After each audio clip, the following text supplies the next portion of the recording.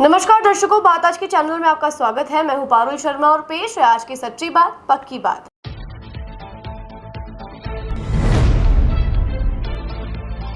राजस्थान शिक्षक संघ सियाराम ने कलेक्ट्रेट पर किया प्रदर्शन, स्थानांतर नीति का किया विरोध।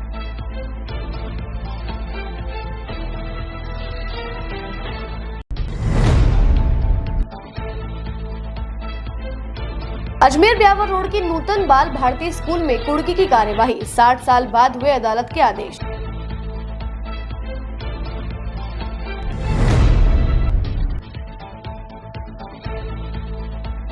शादी की खुशियां बदली मातम में, नवविवाहिता संदिग्ध परिस्थितियों में गिरी छत से।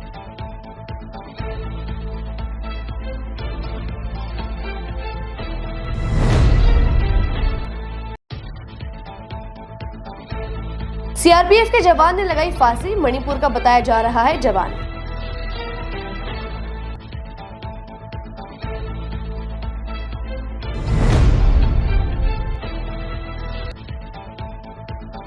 अज्ञात कारणों के चलते पाल बीचना निवासी युवक ने की आत्महत्या, पुलिस जुटी कारणों का पता लगाने में।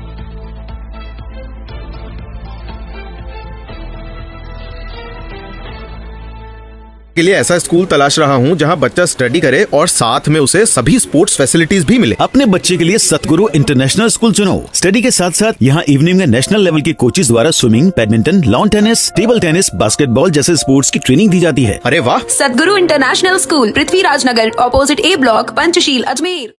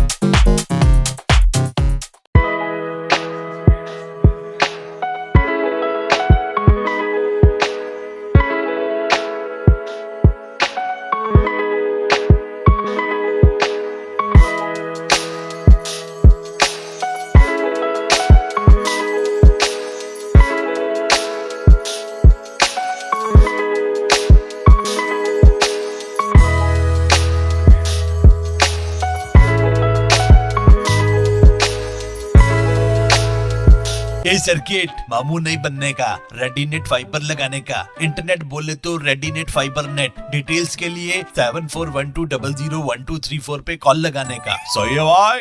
इंटरनेट बोले तो रेडीनेट फाइबर। अब शुरू करते हैं बातों का बेहतरीन सफर। राजस्थान शिक्षक संघ सियाराम ने आज जिला कलेक्ट्रेट पर प्रदर्शन करते हुए मुख्यमंत्री और राज्यपाल को जिला कलेक्टर के माध्यम से ज्ञापन सौंपा है। ज्ञापन के संबंध में जानकारी देते हुए शिक्षक संघ सियाराम के पदाधिकारी ने बताया कि वर्तमान में सरकार द्वारा शिक्षकों के ऊपर जो स्थानांतरण नीति को लागू किया गया है ये पूरी तरह से गलत है। शिक्षक संघ सियाराम की मांग है कि राजस्थान सरकार के पहले बजट में शिक्षकों के ऊपर स्थानांतरण नीति को लेकर कोई ठोस कारगर नियम लागू किया जाए ताकि शिक्षकों को किसी भी तरह से कोई परेशानी ना हो सके।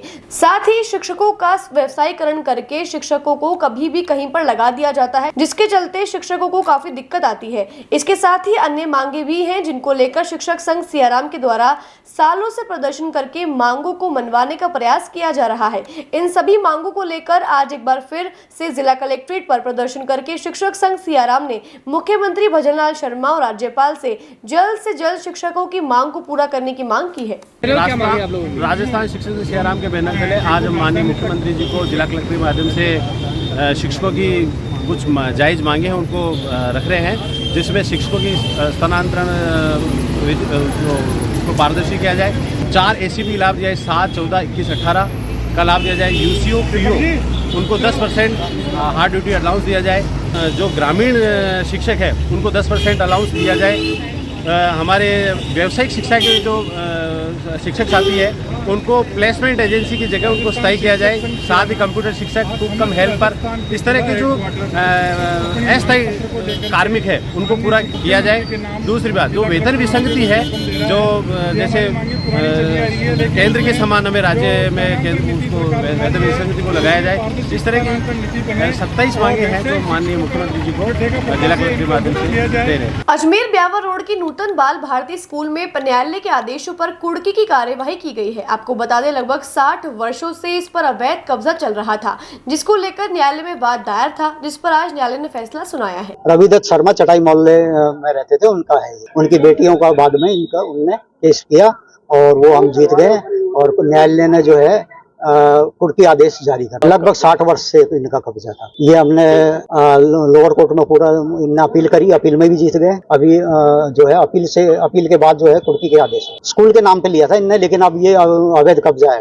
अभी तो मीना शर्मा है प्रधानाध्यापिका कोई। आज जो है सुबह जो है नाजिर साहब आए हैं पुलिस इमदाद लेके और वो अपना कब्जा कार्रवाई कर रहे हैं। कब्जा भी हो जाएगा। हो गया। जगह ये है रामगंज ब्यावर रोड। मालिक है इसमें 5 बहनें हैं, प्रेमलता शर्मा, मीना शर्मा, मधु शर्मा और परमिला शर्मा और प्रभा रानी शर्मा। अजमेर की ज्ञान विहार कॉलोनी से एक दुखद खबर सामने आई, जहां गोकुलधाम सोसाइटी 5 की 6ठी मंजिल से एक नवविवाहिता के संदिग्ध परिस्थितियों में गिरने से उसकी मौत हो गई है। प्राप्त जानकारी के अनुसार महिला की शादी 2 दिन पूर्व ही हुई थी और कल रात ही उसे अजमेर लाया गया था। उसके गिरने के तुरंत बाद उसको लहूलुहान परिस्थिति में जेएलएन अस्पताल उपचार के लिए पहुंचाया गया था, जहाँ उपचार के दौरान उसकी मौत हो गई है। फिलहाल छत से गिरने के कारणों का पता नहीं चल पाया है। कृष्णगंज थाना पुलिस मामले की जाँच में जुटी है। एक महिला जिसकी कल शादी हुई थी, जो छत से कूदने से हॉस्पिटल ले गई। मैं यहाँ हॉस्पिटल आया, हॉस्पिटल में उसका इलाज चल रहा था और अभी दौरान इलाज उसकी डेथ हो गई है। लड़की का नाम कोमल है, उसके पति का नाम रौनक है। शादी कल होना बता रहे, अभी तो नहीं आया। वो 6 फ्लोर पे रहती है, वो कहाँ लगाई है तो अब वो जाँच का विषय है। सीआरपीएफ GC1 में तैनात मणिपुर निवासी अमरजीत सिंह द्वारा फांसी का फंदा लगाकर अपनी जीवन लीला समाप्त करने का मामला सामने आया है, जिसके बाद इसकी जानकारी गंज थाना पुलिस को दी गई है। गंज थाना पुलिस शव को पोस्टमार्टम के लिए लेकर पहुंची है, जहां पोस्टमार्टम के बाद शव परिजनों को सुपुर्द कर दिया जाएगा।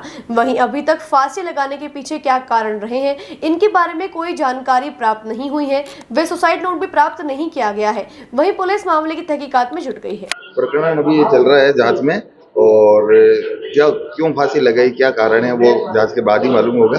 क्या सूचना मिली थी आपको? सूचना मिली थी अपने गंज थाने में कि भाई CRPF 1 GC1 है, वहाँ ये जो है ये फांसी लगा ली है इसने। क्या नाम है इनका? नाम है सर अमरजीत सिंह है, यामदेव अमरजीत सिंह है और यामदेव पिताजी का नाम है। इनके परिजन आ गए हैं और जो भी प्रक्रिया है उनको डेड बॉडी उनको दे देंगे पोस्टमार्टम वगैरह। मृतक के कोई परिजन है यहाँ पर? जी, मृतक के परिजन आए हैं और बाहर बैठे हैं। ठीक है, अब अपनी तरफ से क्या प्रक्रिया की जाए? अपनी तरफ से पोस्टमार्टम करा के इनको जितने भी है वो करा के दे देंगे। कोई सुसाइड नोट वगैरह? सुसाइड नोट साइड नहीं मिला कोई अभी तक। परिवार वालों से बातचीत हुई? कोई डिप्रेशन में थे, कोई परेशानी थी? ये तो परिजनों से मालूम करना पड़ेगा, जैसे भी है वो जो पूरी कार्रवाई हो गई उससे मालूम हो जाए। नहीं, उसके बारे में हमारे को कोई जानकारी नहीं। आपको क्या सूचना मिली?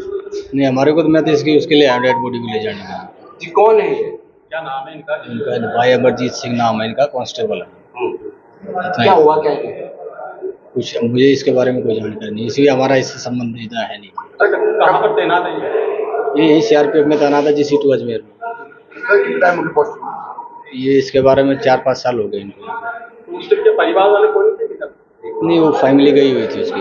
अच्छा योगी जी ये बताएं, यहाँ पर आप आए हैं, क्या प्रक्रिया करवा रहे हैं? ये इनका पोस्टमार्टम चल रहा है अभी। हाँ, चल रहा है। क्या फांसी लगाई है? नहीं, ये जी हमें इसके बारे में पता नहीं है ज़्यादा। आपने क्या देखा? नहीं, मैंने कुछ नहीं देखा। मैं तो इनके साथ यहाँ पे आया, आज ही आया। ये रहने वाले कहाँ के हैं? ये मणिपुर साइड के। मणिपुर असम। अलवरगेट थाना क्षेत्र से पाल बीशा निवासी 35 वर्षीय एक युवक के आत्महत्या करने का मामला सामने आया है। जानकारी के अनुसार युवक के पास से किसी प्रकार का कोई सुसाइड नोट प्राप्त नहीं हुआ है, जिसके बाद युवक के शव को पोस्टमार्टम के लिए भेजा गया है। वहीं पुलिस मामले की जांच में जुटी है।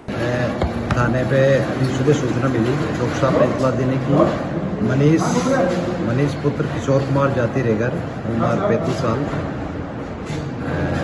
निवासी पाल बीच लादपुर। इसको परिजन ब्रॉड डेट एलएनएस लेके आए हैं और संभवतः इसने फांसी लगाकर आत्महत्या की। तो कोई कारण आएगा सामने?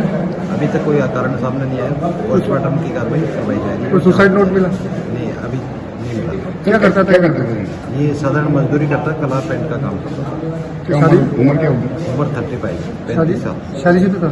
शादीशुदा थे, 2 बच्चे हैं। ठीक है, आपका परिचय।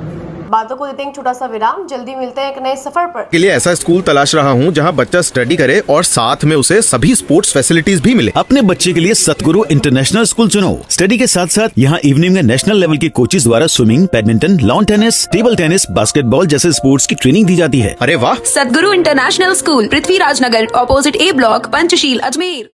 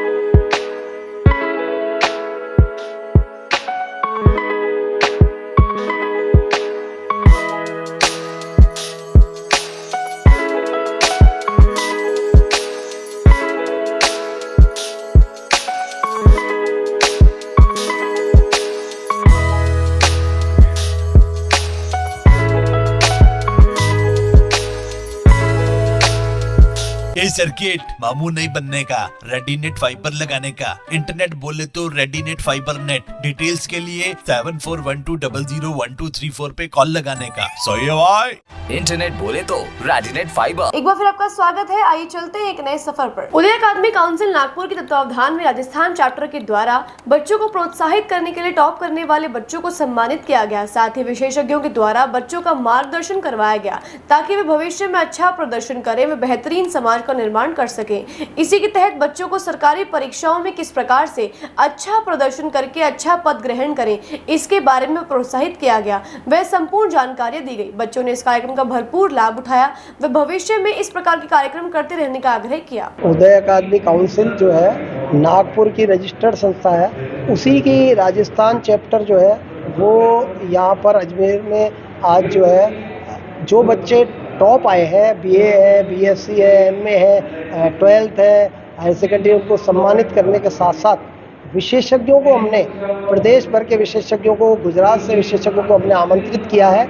वो इन बच्चों को मोटिवेट कर रहे हैं, उनको गाइड कर रहे हैं कि आईएएस क्या होता है, यूपीएससी के एग्ज़ाम क्या होते हैं, आरएएस अधिकारी क्या होते हैं, एलाइड सर्विसेज क्या होती है, इसमें कैसे अप्लाई किया जाता है और कैसे इसमें पास हुआ जाता है, कितनी एज में अप्लाई किया जा सकता है, कितनी एज तक अप्लाई किया जा सकता है, ये सारी डिटेल में इनको बात बताई जा रही है। और लोक प्रशासन क्या होता है, पब्लिक एडमिनिस्ट्रेशन क्या होता है, कि इसमें ब्यूरोक्रेट्स अलग होते हैं और जनप्रतिनिधि जो मतदान से चुने जाते हैं, जनता द्वारा चुने जाते हैं, उनका क्या रोल होता है और जो ब्यूरोक्रेट्स होता है उनका क्या रोल होता है। जो चुनकर जाते हैं जनप्रतिनिधि, उनका काम नीति बनाना, कानून बनाना होता है। और जो आईएएस अधिकारी होते हैं वो इनके स्पेशलिस्ट होते हैं। जो मंत्री या मंत्रिमंडल में जनप्रतिनिधि है वो शिक्षा विभाग में अनपढ़ भी मंत्री हो सकता है, पर आईएएस जो होता है वो हाईली क्वालिफाइड होता है और कॉम्पिटिटिव एग्ज़ाम पास करके उसमें जो हाई लेवल पे पास होता है, मेरिट में आता है,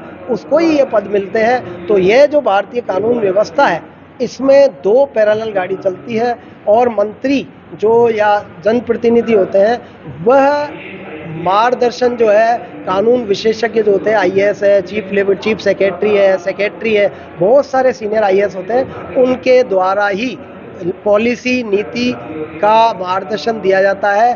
तभी देश का कानून, देश की व्यवस्था, सत्ता जो है तभी पब्लिक के बीच में जाती है। रमेश लालवानी, महासचिव, उदय अकादमी काउंसिल अजमेर। आज उदय अकेडमी के तरफ से आज प्रोग्राम हुआ था। वहाँ हमें आईएएस बनने की बहुत सारी मोटिवेशन दी थी। वहाँ मुझे सम्मानित भी किया गया। मैं चाहती हूँ ऐसे बहुत सारे प्रोग्राम और भी होते रहें। धन्यवाद। नहीं, क्या सीखा आपने आज? यानी हमें कंसिस्टेंटली पढ़ाई करनी है, पढ़ाई के साथ साथ यानी और भी लाइफ एक्सपीरियंस सीखना है। हमें न्यूज़पेपर्स रीड करने चाहिए, हमें अपने जो अभी करंट अफेयर्स है उसकी भी जानकारी होनी चाहिए। साथ में बस लगातार किया या सम्मानित क्या किया? सम्मानित में मुझे यहाँ मालाएं बनाई गई और ट्रॉफी दी। और कहाँ था? हाँ, MPS अजमेर। हाँ, 10th में मेरी 98% बनी। आज उदय अकेडमी के यहाँ से हमें प्रोग्राम हुआ था, उसमें हमने बहुत कुछ सीखा। जैसे कि यहाँ पे बहुत सारे अपर पोस्ट के आए हुए थे, जैसे IAS, IPS, DSP, IG वगैरह। यहाँ पे बहुत सारे सर आए हुए थे, जिसमें मैम ने हमें बताया कि हमें फ़ोन से ज़्यादा डिमोटिव नहीं होना चाहिए। फेसबुक, इंस्टाग्राम, मोबाइल, मतलब ऑलमोस्ट मोबाइल पे हमें ज़्यादा कंसंट्रेट नहीं करना चाहिए, हमें स्टडीज़ पे फोकस करना चाहिए, जिसकी वजह से हमारा खुद का एक ब्राइट फ्यूचर होगा। अगर हम अभी इन कुछ सालों में अगर हम पढ़ाई नहीं करेंगे तो हमें आगे चल के कोई सक्सेस मिलने से तो रही, बल्कि अगर उन्होंने हमें इतना मोटिव किया कि हाँ हमें पढ़ाई करनी चाहिए उसके लिए। और बाकी सर वगैरह थे, उन्होंने बताया कि करंट अफेयर्स, मतलब हमें जीके की नॉलेज ऑलमोस्ट होनी चाहिए।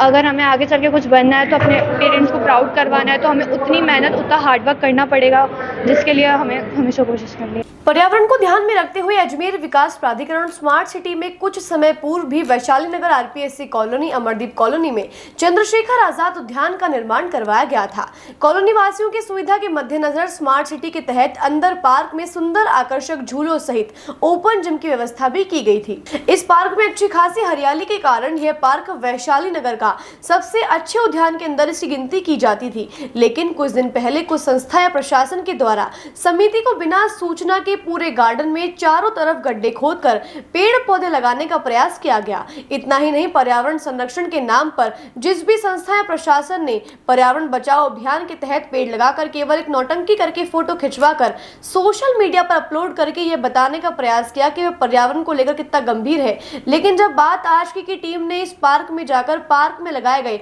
25 पौधों के संबंध में जानकारी ली तो वहां पर तस्वीरें हैरान करने वाली थी, क्योंकि अनजान संस्थान या फिर जिला प्रशासन के द्वारा पौधारोपण की गई नौटंकी किस तरह मीडिया की सुर्खियां बनी, यह आपने देखा होगा। लेकिन पार्क के चारों तरफ बड़े बड़े गड्ढे खोदकर नर्सरी से जिस तरह से पेड़ ले गए थे वह इसी हालत में वहां पर लगाकर चले गए। खोदे गए गड्ढे में ना तो किसी तरह की कोई खाद डालकर पौधे को दबाया गया, ना ही किसी तरह की कोई मिट्टी से इन गड्ढों को दोबारा भरने का प्रयास किया गया। अनजान संस्था ने यह भी जानने का प्रयास नहीं किया कि पार्क में पौधारोपण के लिए गड्ढे कहां करने थे। आधे अधूरे गड्ढे और पेड़ पौधों को बिना थैली हटाए हुए पौधों की तीसरी कर ली गई। इससे कॉलोनी वासियों में बहुत ज्यादा रोष है। यदि वास्तव में ही पेड़ पौधे लगाने थे तो कॉलोनी वासियों को विश्वास में लेकर सही तरीके से लगाने चाहिए थे। साथ ही बिना मिट्टी डाले तथा अधूरे पेड़ पौधों के फोटो खिंचवाकर पेड़ पौधों की हत्या की गई है। इस संबंध में कॉलोनी वासियों की समिति के अध्यक्ष आनंद माथुर ने नाराजगी व्यक्त की है। कॉलोनी के अध्यक्ष का कहना है कि यदि कॉलोनी वासियों को साथ लेकर इस तरह का पौधारोपण यहाँ किया जाता तो पूरी संस्था उनके साथ काम करके एक बेहतर तरीके से इस पार्क में पौधारोपण का कार्य कर सकती थी। वहीं पर्यावरण संरक्षण के नाम पर की गई नौटंकी के खिलाफ अब कॉलोनी की समिति ने मुख्यमंत्री से इस मामले में हस्तक्षेप करते हुए संबंधित संस्था या फिर जिला प्रशासन के द्वारा की गई घोर लापरवाही की जांच करने की मांग की है। कोई समस्या ये है कि सब पेड़ लगा, चलो अच्छी बात है, लेकिन इनको प्रॉपर थैली हटाते, गड्ढे बंद करते, कुछ नहीं करा, खाना पूर्ति कर गए, लोग बाग करे, अपनी फोटो खिंचा के पेड़ लगा के चले गए, ढकोसला करा। जबकि पेड़ की एक पेड़ की वैल्यू कितनी है, इन्होंने वैल्यू नहीं समझी। पेड़ आपके सामने सूख रहे हैं और एक भी सर्वाइव नहीं करेगा क्योंकि थैली से बाहर ही नहीं आए कि वो जड़े अंदर जाए। अच्छा, कौन थे? ये पता नहीं कौन संस्था है, कौन करे, किसी का नाम पता नहीं। बस इन्होंने जो कुछ 2-4 महिलाएं थे उन्होंने देखा ये फोटो खिंचा के गए, पेड़ ऐसे डाल के चले गए। वो स्थिति आपके सामने है। सब ये नाराज है कि पेड़ की हत्या हो रही है, जबकि एक पेड़ पर कितनी मेहनत से लगा रहे। बिल्कुल कुछ नहीं, ना कोई से राय ली, ना दवाई ली, मर दिया। जहाँ बच्चे खेल रहे हैं वहाँ भी गड्ढे खोद के पेड़ लगा दिए। वो पनपेंगे नहीं पेड़ के, बच्चे भागते हैं तो उनसे जगह पूछते अपन लगवा देते हैं। जैसे ग्रीन आर्मी ने लगाए तो बहुत अच्छे तरीके से लगाया, आज सर्वाइव कर गए, पेड़ बड़े हो गए। हम भी वही चाहते थे, पेड़ खुशी की बात है, लेकिन ये तो इन्होंने खाली एक ढकोसला करा, वो गलत है। नहीं सर, इस तरह से तो बिल्कुल हरियाली नहीं पनपेगी, क्योंकि जिस तरह से इन्होंने पेड़ लगाए हैं, बिल्कुल पेड़ जो खड्डा खोदा गया उसमें पेड़ को वैसे के वैसे रख दिया गया है।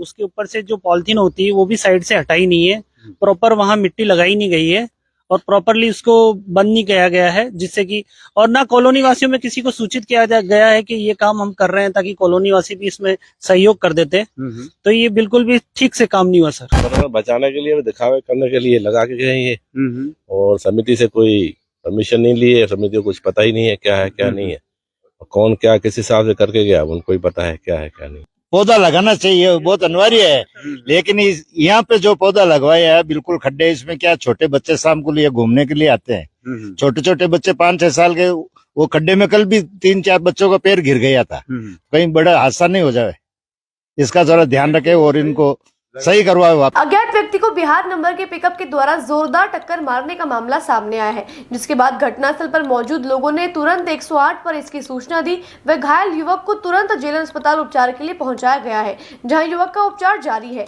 वही टक्कर मारने वाला पिकअप चालक पिकअप सहित मौके से फरार हो गया है। कि हम वहाँ सिविल लाइन ड्यूटी करते हैं 108 पे, तो हमारे पास कॉल है एक्सीडेंट हुआ भाई, तो हमने बोला भाई आ रही 2 मिनट गाड़ी, 2 मिनट आके पेशेंट को उठा के लाएंगे हॉस्पिटल में। मौके पर कुछ नहीं थी, भीड़ थी वहाँ पे बहुत सारी, ये बड़ा था, पब्लिक ने फोन कर दिया हमारे 108 पे, हम आ गए। ये पता नहीं पब्लिक को बोलो वहाँ पर ये कहीं पे था, ये बाइक पे था।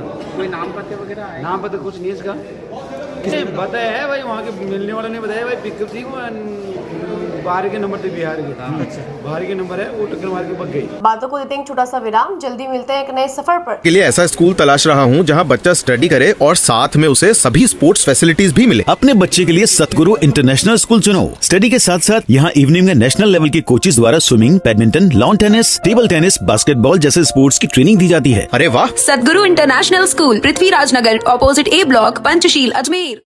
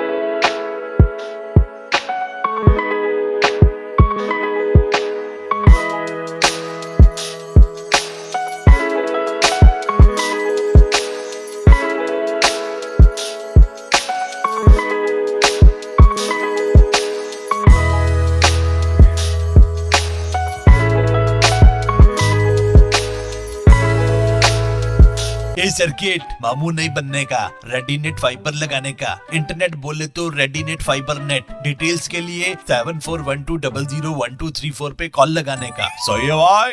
इंटरनेट बोले तो रेडीनेट फाइबर। एक बार फिर आपका स्वागत है। आइए चलते हैं एक नए सफर पर। कच्ची बस्ती महासभा के तत्वावधान में आज जिला कलेक्टर को मुख्यमंत्री और प्रधानमंत्री के नाम ज्ञापन सौंपकर कच्ची बस्तियों के पट्टे जारी करने की मांग की गई है। कच्ची बस्ती महासभा के अध्यक्ष दीनलाल भंवर का कहना है कि अजमेर शहर में लगभग 60 कच्ची बस्तियां हैं, जिनमें 18 नगर निगम व 48 एडीए की है, जिनमें लाखों की संख्या में लोग निवास करते हैं, परंतु उन्हें वहां के पट्टे जारी नहीं किए गए हैं। इस पर लंबे समय से कोर्ट में बात दर्ज है और मामला जारी है। उनकी मांग है कि इस मामले का समाधान करते हुए सभी कच्ची बस्ती निवासियों को पट्टे जारी किए जाएं।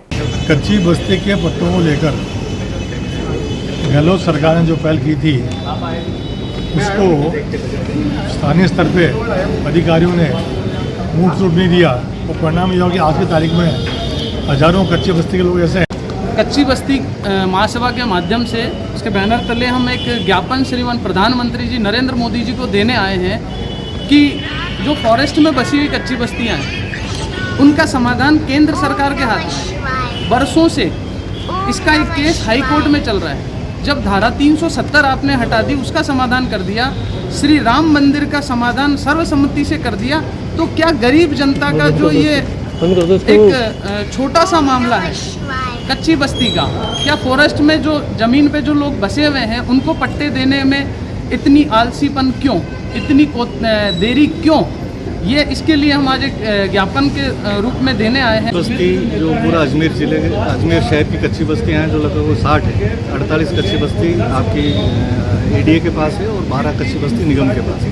उनमें बहुत समय पूर्व के सर्वे हुआ था 2009 का, उसके बाद कोई सर्वे नहीं है, कच्ची बस्तियों के पट्टे नहीं मिल रहे हैं, लोगों को स्वामित्व नहीं मिल रहा है, बरसों से वहाँ काबिज है। तो आज प्रधानमंत्री महोदय और मुख्यमंत्री महोदय के नाम से ज्ञापन देने कलेक्टर महोदय को आए, ताकि क्योंकि सीधा सा एक नियम है कि वन विभाग जब तक भूमि नहीं छोड़ता, जब तक उसे उसकी भूमि के बदले में कोई भूमि ना मिले, तो प्रधानमंत्री महोदय राज्य सरकार को निर्देशित करें, जिला प्रशासन को निर्देशित करेंगे, उससे उनको और कहीं भूमि दे दी जाएगी वन विभाग को, तो ये वन विभाग की जगह भी पट्टे जारी होंगे, आम लोग को सुविधा मिलेगी और उनको स्वामित्व मिलेगा। जिला प्रशासन को हम लोग महोदय द्वारा हम हमारे जो प्रधानमंत्री जी हैं उनको ज्ञापन दे रहे हैं कि जो कच्ची बस्तियों के जो पट्टे थे वो आप लोगों को पूरे हिंदुस्तान में देने थे, वो नहीं दिए। पार्टिकुलर ये नहीं है कि मैं अजमेर का मुद्दा लेके आपके सामने आई हूँ, कि पूरे हिंदुस्तान करोड़ों लोगों का विषय है कि कच्ची बस्तियों को पट्टे क्यों नहीं दी गए। उनकी जो फाइलें वो ठंडे बस्ते में धूल खा रही हैं। तो आज प्रधानमंत्री से यही निवेदन कर रहे हैं कि जो कच्ची बस्तियों के पट्टे हैं वो आप जल्दी से जल्दी आप कच्ची बस्तियों तक दें। आने वाली 25 जुलाई को राजस्थान के समस्त ठेका कर्मचारियों के द्वारा अनिश्चितकालीन हड़ताल की जा सकती है। यह चेतावनी दी है संविदा पर काम करने वाले ठेका कर्मचारियों के द्वारा। आज जिला कलेक्ट्रेट पर मोनू चौधरी के नेतृत्व में जिलन अस्पताल में काम करने वाले संविदा कर्मियों ने प्रदर्शन करते हुए जमकर नारेबाजी की। नारेबाजी के बाद प्रदर्शन कर्मियों ने बताया कि सरकार द्वारा सालों से ठेका प्रथा पर रोक नहीं लगाए जाने से राजस्थान के पढ़े लिखे युवाओं का निजी कंपनी शोषण करती आ रही है। यही वजह है कि ठेका प्रथा बंद करने को लेकर अब राजस्थान में अलग अलग कंपनियों में काम करने वाले सरकारी विभागों में काम करने वाले ठेका कर्मियों ने सरकार को सीधी चेतावनी दी है कि आने वाले राजस्थान सरकार के पहले बजट में अगर संविदा पर काम करने वाले कर्मचारियों के हितों के लिए कोई ठोस नियम नहीं बनाए गए तो 25 तारीख को राजस्थान के समस्त संविदा कर्मी अनिश्चितकालीन हड़ताल पर उतर सकते हैं। राजस्थान में पिछले काफी समय से ठेका प्रथा यानी एक शोषित और दास प्रथा से युक्त जो समाज है उसको शोषण से मुक्त कराने के लिए मैं पिछले काफ़ी समय से प्रयासरत हूँ। और ऐसे में पूर्ववर्ती सरकार में जो आरटीडीसी चेयरमैन है धर्मेंद्र जी जो राठौड़, उनके प्रयासों से आरएलएसडीसी बोर्ड का गठन हुआ था, जिसका नोटिफिकेशन वर्तमान सरकार ने अभी तक जारी नहीं किया है। मैं लगातार प्रयास करते जा रहा हूँ। राजस्थान के संपूर्ण राजस्थान के ठेका कर्मियों ने जो प्लेसमेंट एनजीओ और निविदा थ्रू लगे रहते हैं, जिनकी सैलरी मात्र 4,000, 5,000, 8,000 रुपये हैं, उन लोगों की इस लड़ाई को मैं काफ़ी समय से लड़ रहा हूँ। मैं मुख्यमंत्री भजन लाल शर्मा जी से भी मिला, शहीद स्मारक धरना भी हमने दिया, सुधांशु जी पंत से भी मेरी मीटिंग हुई, प्रशासनिक सचिव राजन जी विशाल जी से भी मिला, लेकिन हमारी कहीं भी किसी भी प्रकार की सुनवाई जो है पूरी तरह से नहीं की गई है। अब आने वाली 25 तारीख को संपूर्ण राजस्थान में जितना भी दास प्रथा और ठेका कर्मी के रूप में लगे हुए ये गुलाम जिनको सरकार समझती है, जो सरकारी कर्मचारियों के साथ काम करते हैं, इसके बावजूद भी इन्हें सैलरी जो है 4 या 5 हज़ार मिलती है। ये सब बहिष्कार करेंगे। इससे पहले सरकार आने वाले बजट में अगर इनका संज्ञान ले लेती है तो 25 तारीख को बहिष्कार नहीं होगा। अगर नहीं लेती है तो आने वाले समय में, आने वाली 25 तारीख को संपूर्ण राजस्थान की व्यवस्था पूरी तरह से चरमरा उठेगी, क्योंकि राजस्थान का संपूर्ण ठेकाकर्मी, चाहे वो चिकित्सा विभाग में हो, चाहे वो किसी और विभाग में हो, सारे के सारे जो है बहिष्कार की राह चुनेंगे, क्योंकि ये बहुत पीड़ित है और बहुत शोषित है। अजमेर नाथ योगी समाज विकास समिति द्वारा नकारात्मक गतिविधियों के लिए गोरख धंधा शब्द का प्रयोग रोकने के संदर्भ में मुख्यमंत्री के नाम जिलाधीश को ज्ञापन सौंपा गया, जिसमें दिनांक 4 जुलाई को राजस्थान विधानसभा में बांदीकुई दौसा विधायक भागचंद्र सैनी के उद्बोधन से हाथ होकर ये मांग उठाई है। हम यहाँ पर हमारे गुरु आराध्य देव जो गुरु गोरक्षनाथ जी हैं, जो सनातन धर्म के एवं नाथ संप्रदाय के आराध्य देव हैं, जो कि गुरु गोरक्ष धंधा जो उन्होंने अपने विधायक महोदय बांदीकुई दौसा के जो विधानसभा के अंदर भागचंद्र जी सोनी, जिन्हें विधानसभा में हमारे जो ये दूध पनीर मावा मिलावटी का संबोधित कर गुरु धंधे का जो प्रयोग किया है, गोरख धंधे का जो प्रयोग किया, उसका हम घोर विरोध करते हैं और हम पूरे नाथ समाज इसका घोर विरोध करते हुए जगह जगह प्रदर्शन कर रहे हैं। इसी चक्का के ये शब्द बैन किया जाए। हमारे एमपी और उत्तराखंड और हरियाणा सरकार ने भी इस गोरख धंधा को, इस शब्द को प्रतिबंध किया गया है और हम जिलाधीश महोदय एवं मुख्यमंत्री महोदय और हमारे क्षेत्रीय विधायक इन तीनों को विभक्ति देने आए हैं इसके विरोध में। नाथ समाज इसका विरोध करते हैं, या तो वो विधायक महोदय माफ़ी मांगे या मीडिया के सामने आके इसको माफ़ी मांगे कि हमने जो शब्द उपयोग किया गया उसको हम आइंदा से नहीं करेंगे और नाथ संप्रदाय में जो आहत हुआ है उसका क्षमा मांगे। आज के लिए बस इतना ही। कल फिर होगी आपसे मुलाकात, तब तक के लिए दीजिए इजाजत। नमस्कार।